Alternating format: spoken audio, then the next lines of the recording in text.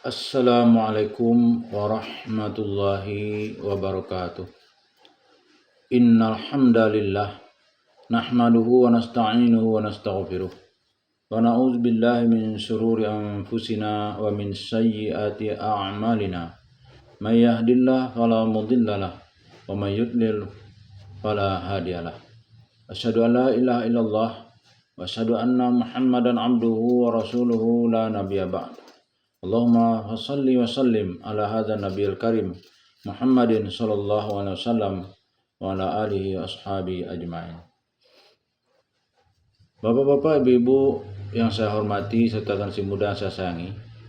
Baiklah, pada kesempatan yang berbahagia ini kita akan melanjutkan membaca buku Tafsir Al-Azhar yang disusun oleh Profesor Dr. Hamka, yang pada kesempatan ini adalah kita bacakan surah Ali Imran ayat 52 sampai dengan ayat 58. Masih pada juz yang ketiga. A'udzu billahi minasy syaithanir rajim. Bismillahirrahmanirrahim. Falamma ahassa Isa minhumul kufra qala man ansari ilallah qala al-hawariyuna nahnu ansarullah amanna billahi wa ashhadu bi anna muslimun Rabbana amanna bima anzalta wattaba'na ar-rasula faktubna ma'asy syahidin wa makaru wa makarallah wallahu khairul makirin. إذ قال الله يا عيسى إني متوفيك ورافعك إلي ومطهرك من الذين كفروا وجاعل الذين اتبعوك فوق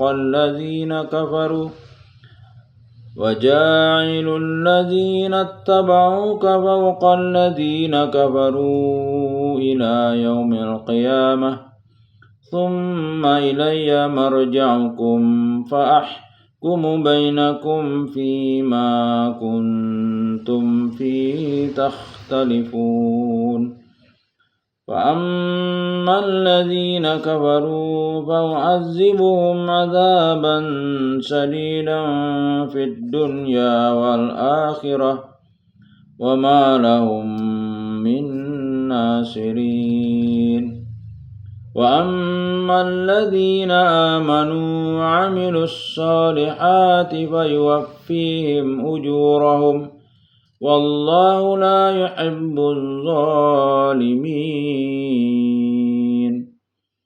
ذلك نتلوه عليك من الآيات والذكر الحكيم. Ayat 52. Maka tatkala terasa oleh Isa kekafiran mereka, berkatalah dia, siapakah yang akan menolongku pada Allah? Menjawablah Hawariyun, kamilah penolong Allah dan kami naik saksi bahwa kami ini adalah menyerahkan diri. 53. Ya Tuhan kami telah percaya kepada apa yang telah Engkau turunkan dan kami pun telah mengikuti Rasul itu. Sebab itu tuliskanlah kiranya kami bersama-sama orang-orang yang telah menyaksikan. 54. Dan mereka telah membuat tipu daya, tetapi Allah pun telah menipu daya pula, dan Allah adalah sepandai-pandai pembalas tipu daya. 55. Ingatlah tatkala Allah berkata, wahai Isa, sesungguhnya aku akan mewafatkan engkau dan mengangkat engkau kepadaku dan membersihkan engkau daripada orang-orang yang kafir dan akan menjadikan orang-orang yang mengikut engkau lebih atas dari orang-orang yang kafir sampai hari kiamat. Maka kepada akulah tempat kamu kembali, maka akan kuputuskan nanti di antara kamu dari hal apa-apa yang telah kamu perselisihkan padanya itu. 56. Maka adapun orang-orang yang kafir itu, maka akan aku siksalah mereka dengan siksaan yang sangat di dunia dan di akhirat, dan tidaklah ada bagi mereka orang-orang yang akan menolong. 57. Dan adapun orang-orang yang beriman dan mengamalkan perbuatan-perbuatan yang saleh, maka akan Dia sempurnakan ganjaran-ganjaran mereka, dan Allah tidaklah suka kepada orang-orang yang aniaya. 58. Demikianlah telah kami bacakan dia kepada engkau sebagian dari ayat-ayat dan peringatan yang amat bijaksana. Kaum Isa tidak mau percaya.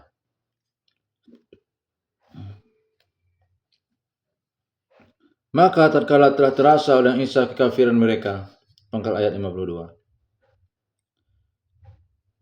Segala seruannya dibantah dan ditolak. Segala mukjizat yang telah beliau perlihatkan hanya menambah keingkaran mereka belaka. Berkatakan dia, siapakah yang akan menolongku pada Allah? Yaitu siapakah kiranya yang akan sudi menolong dan membelaku di dalam menegakkan jalan Allah ini? Menjawablah Hawariyun, kamilah penolong-penolong Allah. Artinya kamilah yang akan berdiri di samping engkau, wahai Al-Masih, membela engkau di dalam menegakkan jalan Allah itu. Kami percaya kepada Allah dan kami naik saksi bahwa kami ini adalah menyerahkan diri. Ujung ayat 52. Siapakah yang akan sudi berkorban, meninggalkan kepentingan lain untuk menegakkan kehendak Allah?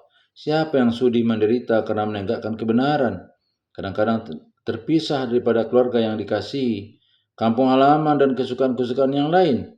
Hawari telah menjawab bahwa mereka telah menyediakan diri untuk itu. Hawari ialah gelar kemuliaan yang diberikan kepada pemuda-pemuda yang telah menyediakan jiwa raga untuk membela Al-Masih karena kesucian ajarannya. Menurut cara sekarang ialah kadar-kadar pilihan yang telah tahan diterpa. Al-Quran tidak menjelaskan berapa bilangan mereka, yang mengatakan bahwa bilangan mereka adalah 12 orang, 13 orang dengan Yudas yang mengkhianati beliau, lalu diganti dengan yang lain, adalah Injil-Injil catatan orang Kristen. Hawari itu telah menyatakan iman kepada Allah dan telah menyerahkan diri dan taat kepada Isa walaupun ada penderitaan yang akan mereka tanggungkan, sebagaimana diketahui bagi penyerahan diri yang sungguh-sungguh itu tidak ada kata lain melainkan Islam dan orang-orangnya ialah muslimin. Pengakuan kesetiaan mereka itu mereka kuatkan lagi. Ya Tuhan kami telah percaya kepada apa yang Engkau turunkan. Pangkal ayat 53. Kami telah percaya kepada wahyu-wahyu itu ataupun mujizat-mujizat itu. Satu pun tidak ada yang kami bantah atau mungkiri lagi, dan kami pun telah mengikuti Rasul itu, yaitu Isa Al-Masih. Segala jejak langkahnya telah kami ikuti. Perintah Engkau yang disampaikannya telah kami junjung tinggi. Sebab itu tuliskanlah kiranya kami bersama orang-orang yang telah menyaksikan. Ujung ayat 53. Masukkanlah kami dalam daftar orang-orang yang setia kepada Engkau, ya Ilahi, karena segenap kehidupan kami ini telah kami sediakan buat Engkau untuk menegakkan jalan Engkau. Demikianlah tiap-tiap Nabi mempunyai pembela, di samping orang-orang yang menolak dan menentang dia, sebagai pada Nabi Muhammad SAW dan para sahabat Muhajirin dan Ansar. Bahkan ada yang bergelar Hawari pula, yaitu Zubair bin Awam, termasuk dalam 10 sahabat yang istimewa. Maka Nabi Isa Al-Masih punya Hawari sebagai tersebut itu. Nabi Isa Al-Masih tidak sanggup menyusun kekuatan bersenjata sebagai Nabi Muhammad SAW karena beliau menghadapi dua kekuatan. Pertama, pemerintahnya dipegang oleh bangsa Romawi yang kuat di masa itu. Kedua, kaumnya sendiri, Bani Israel, yang kadang-kadang lebih suka mengambil muka kepada penguasa bangsa Romawi itu daripada menerima seruan Isa. Di saat yang begitulah amat penting pengikut setia yang sudi mengorbankan segala-galanya walau jiwa sekalipun. Dan mereka telah membuat tipu daya, pangkal ayat 54, yaitu kaum Nabi Isa AS yang tidak mau percaya kepada risalah beliau itu. Kaum Bani Israel, mereka telah mengatur siasat-siasat yang buruk, hendak menyingkirkan Nabi Isa Al-Masih dari muka bumi. Tegasnya hendak membunuh beliau, tetapi Allah pun telah menipu daya pula. Artinya tipu daya mereka yang busuk itu, hendak membunuh seorang utusan Allah, telah dibalas oleh Allah dengan tipu dayanya pula. Tipu daya si kafir dengan jalan yang jahat dan maksud yang jahat, sedang tipu daya Allah tidak lain daripada jalan yang baik dan maksud yang baik, sehingga Nabi Isa masih terlepaslah dari bahaya tipu daya mereka itu. Sebabnya maka tersebut di ujung ayat, dan Allah adalah sepandai-pandai pembalas tipu daya. Ujung ayat 54. Kalau manusia yang mempunyai maksud buruk mengadakan tipu daya agar maksud buruknya itu tercapai, maka Tuhan pun telah pandai mengadakan tipu daya dengan maksudnya yang baik, sehingga kalahlah maksud tipu daya mereka itu oleh tipu daya Tuhan. Dengan ini nyatalah kalau di dalam Al-Quran tersebut Tuhan membalas tipu daya manusia yang salah, bukan berarti Tuhan mengadakan tipu daya yang buruk sebagai manusia yang bermaksud jahat itu. Pada ayat selanjutnya diterangkan Tuhanlah bagaimana pandainya dia menjawab tipu daya manusia yang jahat itu terhadap Nabi Isa AS, sehingga beliau terlepas dari bahaya maut yang telah mereka atur, yaitu supaya Nabi Isa hendaknya mati disalib. Ingatlah tatkala Allah berkata, Wahai Isa, sesungguhnya aku akan mewafatkan engkau dan mengangkat engkau kepadaku dan membersihkan engkau daripada orang-orang yang kafir. Pangkal ayat 55. Artinya yang tepat dari ayat ini ialah bahwa maksud orang-orang kafir itu hendak menjadikan Isa Al-Masih mati dihukum bunuh sebagai yang dikenal, yaitu dipalangkan dengan kayu, tidak akan berhasil. Tapi Nabi Isa Al-Masih akan wafat dengan sewajarnya, dan sudah beliau wafat, beliau akan diangkat Tuhan ke tempat yang mulia di sisinya dan bersihlah diri beliau daripada gangguan orang yang kafir-kafir itu. Kata mutawafika telah kita artikan menurut logatnya yang terpakai arti asal itu diambillah arti mematikan, sehingga wafat berarti mati. Mewafatkan ialah mematikan. Apatah lagi bertambah kuat arti wafat ialah mati. Mewafatkan ialah mematikan, itu karena banyaknya bertemu Al-Quran ayat-ayat yang di sana disebutkan tawafahumul malaikatu, yang semuanya itu bukan menurut arti asal, yaitu mengambil sempurna ambil, melainkan berarti mati. Sehingga sampai kepada pemakai bahasa yang umum jarang sekali diartikan wafat dengan ambil, tetapi pada umumnya diartikan mati juga. Maka dari itu arti yang lebih dahulu dapat langsung difahamkan apabila kita membaca ayat ini ialah, wahai Isa, aku akan mematikan engkau dan mengangkat engkau kepadaku dan membersihkan engkau daripada tipu daya orang yang kafir. Diangkat ke sisi Tuhan ialah sebagai Nabi Idris yang diangkat derajatnya ke tempat yang tinggi, sebagai tersebut dalam surat Maryam surat 19 ayat 53. Sebagai juga orang yang mati syahid di dalam surat Ali Imran ini juga ayat 169 dikatakan bahwa dia tetap hidup. Tetapi meskipun demikian, arti ayat ini yang mula-mula masuk langsung ke dalam pikiran setelah membacanya, namun dalam penafsirannya telah terjadi persisian pendapat atau khilafiyah yang panjang di antara ahli tafsir.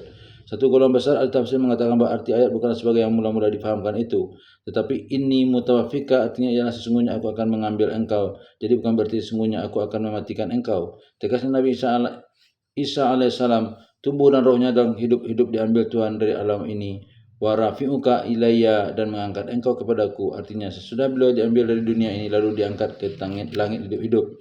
Di langit itulah beliau sampai sekarang ini, dan akhir zaman akan turun kembali ke dunia membunuh Dajjal. Golongan ini menafsirkan demikian karena memang bertemu beberapa hadis yang menerangkan bahwa di akhir zaman Nabi Isa akan turun ke dunia kembali. Malahan mereka mengeluarkan pendapat bahwasanya ulama-ulama sejak zaman dahulu telah ijma' mengatakan bahwa Nabi Isa telah diangkat ke langit, dan kelak dekat-dekat akan kiamat dia akan turun ke dunia membunuh babi dan menghancurkan salib. Dan alasan mereka pula ketika Nabi Muhammad SAW mi'raj, beliau bertemu Nabi Isa bersama Nabi Yahya. Tetapi oleh karena dalam agama Islam benar-benar ada kebebasan fikiran di dalam menafsirkan ayat-ayat Tuhan, meskipun yang menafsirkan demikian itu golongan besar yang disebut dalam istilah berita dengan jumhur hanya sekali, dan ada yang mengatakan bahwa faham menafsirkan ini itu telah ijma', telah sama pendapat seluruh ulama. Namun yang mengeluarkan pendapat berbeda sangat dengan tafsir itu telah timbul pula. Al-Alusi dalam tafsirnya yang terkenal Ru'ul Ma'ani setelah memberikan keterangan beberapa pendapat tentang arti mutawafika, artinya menyatakan pendapatnya sendiri bahwa artinya telah mematikan engkau, yaitu menyempurnakan ajal engkau, mustaufi ajalika, dan mematikan engkau menurut jalan biasa, tidak sampai dapat dikuasai oleh musuh yang hendak membunuh engkau. Dan beliau menjelaskan lagi bahwa arti warafi'uka ilayya, dan mengangkat engkau kepadaku, telah mengangkat derajat beliau, memuliakan beliau, mendudukkan beliau di tempat yang tinggi, yaitu roh beliau sesudah mati, bukan mengangkat badannya. Lalu Al-Alusi mengemukakan beberapa kata rafa'a yang berarti angkat itu terdapat pula dalam beberapa ayat dalam Al-Quran yang tidak lain artinya daripada yang mengangkat kemuliaan rohani sudah meninggal. Syekh Muhammad Abdul menerangkan tentang tafsir ayat ini demikian. Ulama dalam menafsirkan ayat ini menempuh dua jalan. Yang pertama dan yang maksud ialah bahwa dia diangkat Allah dengan tubuhnya dalam keadaan hidup, dan nanti dia akan turun kembali di akhir zaman dan menghukum di antara manusia dengan syariat kita. Yang kata beliau seterusnya, dan jalan penafsiran kedua ialah memahamkan ayat menurut asli yang tertulis, mengambil arta tawafa dengan maknanya yang nyata, yaitu mati seperti biasa, dan rafa'a atau angkat ialah rohnya diangkat sesudah beliau mati. Dan kata beliau pula golongannya mengambil tafsir cara yang kedua ini terhadap hadis-hadis yang menyatakan Nabi Isa telah dia naik ke langit dan akan turun kembali. Mereka melakukan dua kesimpulan atau takhrid. Kesimpulan pertama, hadis-hadis ialah hadis-hadis ahad yang bersangkut paut dengan soal etikat atau kepercayaan. Sedangkan soal yang bersangkut dengan kepercayaan tidaklah dapat diambil kalau tidak qat'i atau tegas. Padahal dalam perkara ini tidak ada sama sekali hadis yang mutawatir.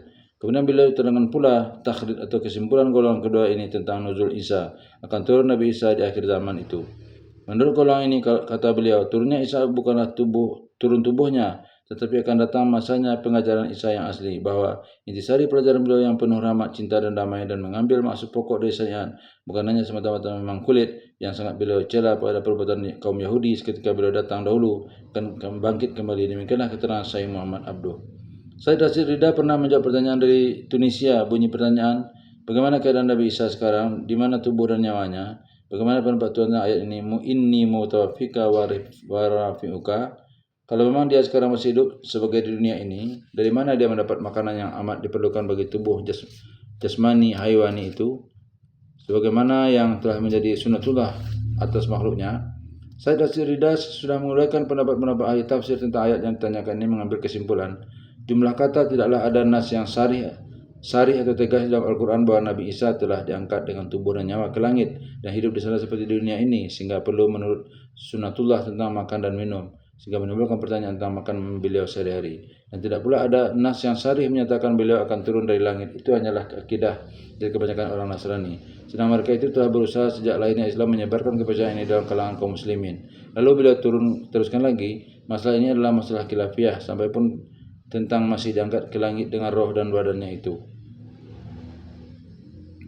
Dan berkata pula Syekh Mustafa Al-Maraghi, Syekh Jami' Al-Azhar yang terkenal sebelum perang dunia kedua, menjawab pertanyaan seorang orang tentang ayat ini. Tidak ada dalam Al-Quran satu nas yang sarih dan putus tentang Isa alaihissalam diangkat ke langit dengan tubuh dan nyawanya itu, dan bahwa dia sampai sekarang masih hidup dengan tubuh dan nyawanya. Adapun sabda Tuhan mengatakan, aku akan memaafkan engkau dan mengangkat engkau kepadaku dan membersihkan engkau daripada orang yang kafir, itu jelaslah bahwa Allah memaafkannya dan mematikannya dan mengangkatnya. Zahirnya nyata dengan diangkatnya sudah wafat, itu diangkatnya derajat di sisi Allah.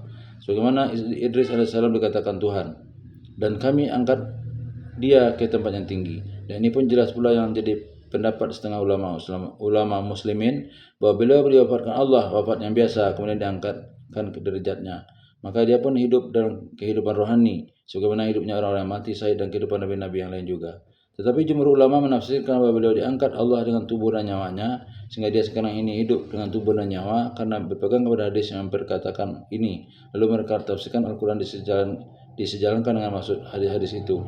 Lalu kata beliau, tetapi hadis-hadis ini tidak sampai kepada derajat hadis-hadis yang mutawatir yang wajib diterima sebagai akidah, sebab akidah tidaklah wajib melainkan dengan nas Al-Quran dan hadis-hadis yang mutawatir. Oleh itu maka tidaklah wajib seorang muslim beriktikad bahwa Isa Al-Masih hidup sekarang dengan tubuh dan nyawanya, dan orang yang menjalani akidah itu tidaklah kafir dari sana Islam. Berkata pula Syekh Mahmud Saltut, Syekh Jami' Al-Azhar meninggal tahun 1963, tentang hadis-hadis bahwa Nabi Isa akan turun. Demikian kata beliau, riwayat-riwayat itu adalah kacau balau, berlain-lain saja lafaznya dan maknanya yang tidak dapat dipertemukan. Kekacaubalauan ini dijelaskan benar-benar oleh ulama hadis, dan di atas dari semua itu yang membawa riwayat ini ialah Wahab bin Munabih dan Ka'ab al-Ahbar. Keduanya itu ialah ahlu kitab yang kemudian memeluk Islam, dan sudah dikenal derajat keduanya dalam penilaian ahli-ahli jarh dan ta'dil, ahli penyelidik nilai hadis. Meskipun hadis yang diriwayatkan Abu Hurairah tentang Nabi Isa akan turun ada pula apabila hadis ini sahih, namun dia adalah hadis ahad, dan ulama telah ijma' bahwasanya hadis ahad tidak berfaedah untuk dijadikan dasar akidah dan tidak sah dipegang dalam urusan-urusan yang gaib. Tentang Nabi Muhammad SAW bertemu Nabi Isa dan Yahya ketika Mi'raj bukanlah alasan yang kuat membuktikan bahwa Isa alaihissalam hidup di langit, tetapi itu hanyalah pertemuan kerohanian belaka, bukan pertemuan tubuh. Keterangan tentang ini dapat dilihat dalam kitab Fathul Bari dan Zadul Ma'ad. Akhirnya Syekh Saltut menutup fatwanya demikian. 1. Tidak ada dalam Al-Quran yang mulia dan tidak pula dalam sunnah yang suci suatu alasan yang jitu yang baik untuk dijadikan dasar akidah yang dapat menimbulkan ketentraman dalam hati bahwasanya Isa diangkat ke langit dengan tubuhnya dan sampai sekarang dia masih hidup di langit, dan bahwa dia akan turun ke bumi di akhir zaman. 2. Kesimpulan yang berpendapat daripada ayat yang berkenaan dengan soal ini ialah bahwa Allah menjanjikan kepada Isa bahwa dia akan mewafatkannya menurut ajalnya dan mengangkatnya kepadanya dan memelihara daripadanya tipu daya orang yang kafir, dan bahwa janji Tuhan ini memang telah terjadi. Maka tidaklah dia mati dibunuh oleh musuh-musuhnya, dan tidaklah dia disalibkan, tetapi disempurnakan Allah ajalnya dan diangkat derajatnya. 3. Barang siapa yang tidak percaya bahwa Isa telah diangkat dengan tubuhnya ke langit dan bahwa dia mengingkari dalil yang qat'i jelas dan nyata, maka tidaklah dia keluar dari Islam dan iman. Tidaklah boleh dia dihukum murtad, bahkan dia muslim dan mukmin. Disolatkan sebagai menyolatkan orang yang beriman lain, dikuburkan di kuburan orang mukmin, dan tidak dirusak imannya di sisi Allah. Dan Allah terhadap hambanya adalah Maha Tahu lagi memandang. Sekian kita salinkan pendapat Syekh Saltut dalam kitab Al-Fatawa beliau, cetakan Azhar tahun 1959. Adapun ulama Indonesia yang menganut paham seperti demikian dan menyatakan pula paham itu dengan karangan ialah guru dan ayah hamba Dr. Syekh Abdul Karim Amrullah Dalam bukunya Al-Qaulus Sahih pada tahun 1924, beliau pun menyatakan paham beliau bahwa Nabi Isa meninggal dunia menurut ajalnya dan diangkat derajat beliau ke sisi Allah, jadi bukan tubuhnya yang dibawa ke langit. Demikianlah oleh karena Al-Quran selalu terbuka buat dipahamkan, meskipun golongan yang menafsirkan ayat ini bahwa Nabi Isa diangkat dengan tubuhnya ke langit disebutkan jumhur, tidaklah tertutup pintu buat menilai pokok pendirian orang yang menafsirkan ayat menurut lahirnya itu. Sehingga mungkin suatu waktu tafsiran jumhur itu hanyalah sebagai catatan saja, bahwa pernah banyak orang menafsirkan demikian, tetapi tafsir yang kedua diterima oleh pendapat umum. Kaum Ahmadiyah yang untuk menguatkan pendiriannya bahwa Mirza Ghulam Ahmad adalah Nabi dan dia adalah Nabi Isa Al-Masih yang dijanjikan akan turun di akhir zaman itu, maka mereka pun menguatkan pendapat bahwa Nabi Isa telah mati. Mereka mau berdebat bertukar pikiran berhari-hari bermalam-malam untuk mempertahankan pendirian bahwa Nabi Isa Al-Masih telah mati dan bukanlah diangkat ke langit dengan tubuhnya dan nyawanya. Maka jika ada orang yang berpendapat bahwa Nabi Isa Al-Masih telah mati, bukan tubuh dan nyawanya yang diangkat ke langit, bukanlah berarti bahwa orang itu telah menganut paham Ahmadiyah. Syekh Muhammad Abdul Said Rashid Rida, Syekh Muhammad Mustafa Al-Maraghi dan Syekh Muhammad Saltuk dan guru serta ayah saya Dr. Syekh Abdul Karim Amrullah bukanlah orang Ahmadiyah. Malah mereka itu menolak keras akidah Ahmadiyah yang mematikan Al-Masih untuk menjadi jalan bagi menghidupkan Mirza Ghulam Ahmad buat menggantikan tempat Nabi Isa menjadi Al-Masih. Kemudian datanglah lanjutan ayat, dan akan menjadikan orang-orang yang mengikut engkau lebih atas dari orang yang kafir itu sampai hari kiamat. Artinya, bahwasanya orang-orang yang teguh memegang ajaran Nabi Isa Al-Masih yang asli yaitu tauhid akan tetap lebih atas karena kebenarannya tidak dapat dijatuhkan. Dan kepercayaan-kepercayaan yang kuat itu kian lama hilang perasaannya dari muka bumi. Pengetahuan manusia akan bertambah maju. Kemajuan pengetahuan akhirnya tidaklah akan sampai kepada mengatakan bahwa Allah itu bertiga dalam satu dan satu dalam tiga. Pertama, orang menyelidiki kebenaran dan suka membebaskan dirinya dari paksaan taklid kepada pemimpin agama dan pendeta, bertambahlah akan nampak kemenangan orang-orang yang benar-benar mencari kebenaran dalam dunia ini.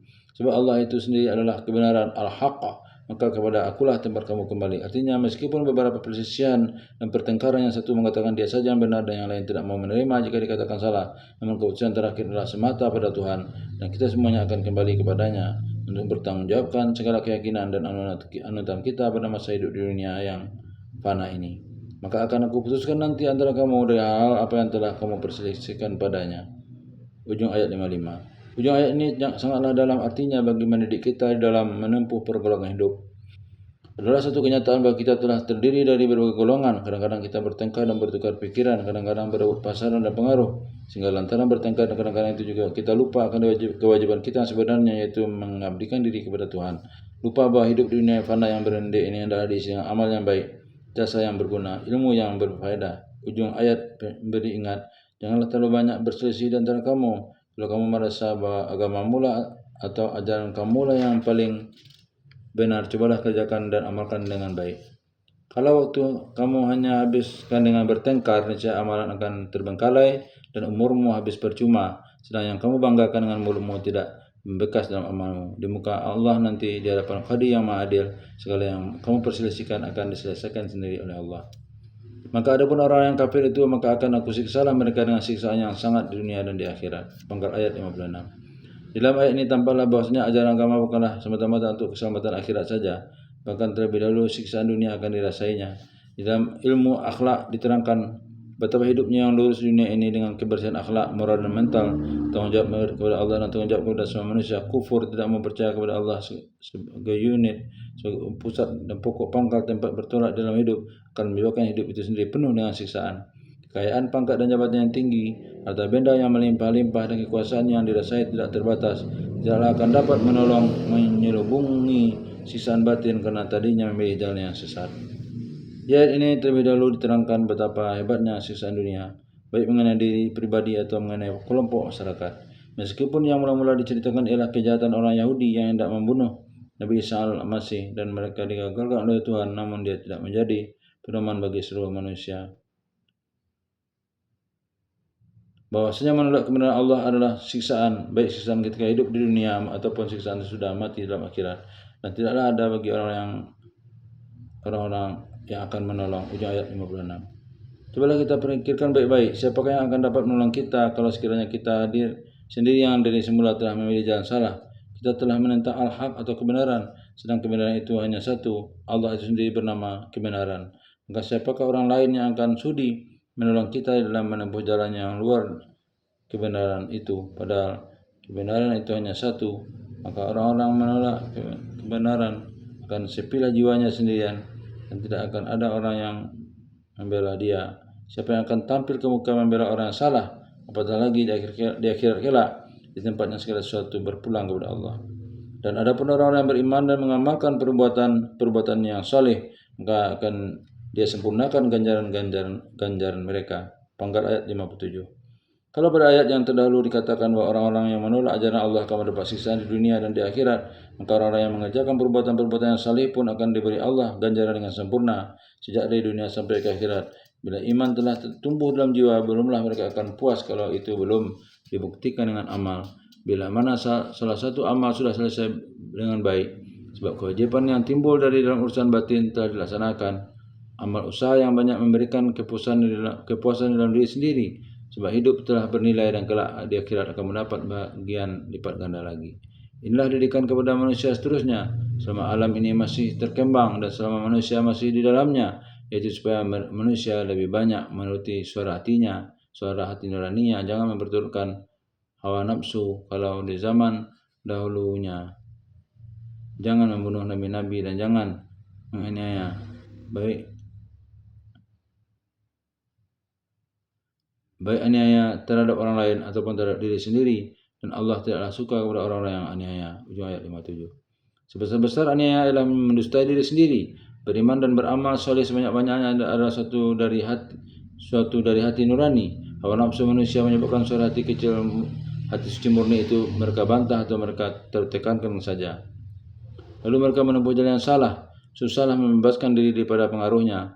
Disitulah timbul aniaya kepada diri sendiri. Di sini Tuhan memperingatkan bahwa Dia tidak suka kepada orang-orang yang aniaya. Ayat ini menjelaskan bahwa kalau kita menganiaya diri adalah di luar kesukaan Allah, melainkan pilihan kita sendiri. Kalau Tuhan telah menyatakan tidak menyukainya, tandanya kita dilarang mendekat kepada sikap yang sebab itu tidak layak kita berkata bahwa saya ini menjadi orang-orang yang aniaya. Karena takdir Tuhan, mengapa Tuhan akan mentakdirkan perkara yang dilarangnya? Sebab itu kita sendirilah yang hendaknya berusaha menjauhi aniaya. Demikianlah telah kami bacakan dia kepada kamu, pangkal ayat 58. Yaitu telah diceritakan betapa Bani Israel, tegasnya Yahudi, mencoba segala budaya mereka hendak menjerumuskan Isa Al-Masih ke dalam lembah kesengsaraan, bahkan hendak membunuhnya sekali, karena mereka kafir tidak mau menerima syarat Nabi Isa. Maksud mereka hendak menghinakan beliau tidak tercapai, maka Al-Masih bertambah dimuliakan Tuhan. Mereka hendak membunuh beliau, namun Allah memeliharanya, dan si penolak kebenaran itu tidaklah berdaya dalam usahanya, melainkan mendapat kegagalan total yang dikisahkan Tuhan kepada Nabi Muhammad SAW. Ini adalah sebagian dari ayat dan peringatan yang amat bijaksana. Ujung ayat 58. Dijelaskan di ujung ayat ini bahwasanya kisah kemuliaan Nabi Isa ini berulah sebagian kecil saja daripada ayat-ayat Allah, yaitu tanda-tanda kebesaran dan kekuasaan Tuhan. Isinya ialah satu peringatan bahwasanya kecurangan pasti gagal, dan seorang yang dimuliakan oleh Allah tidak ada makhluk yang sanggup menghinakannya. Lalu ditekankan di ujung ayat tentang hal yang bijaksana, yaitu kalau kita pelajari dari hanya sebagian ayat yang dikisahkan Tuhan ini, dan kita bandingkan pula kepada kejadian-kejadian lain, akan selalu kelihatanlah betapa kebijaksanaan ilahi dalam mengatur siasatnya. Dan semuanya ini telah disampaikan Tuhan dengan amat halus dan penuh hikmat kebijaksanaan, sehingga terbuka pula jalan seluas-luasnya bagi barang siapa yang hendak menyelidiki jalan sejarah hidup manusia dalam alam dunia ini. Bila taufiq wal hidayah. Wassalamualaikum warahmatullahi wabarakatuh.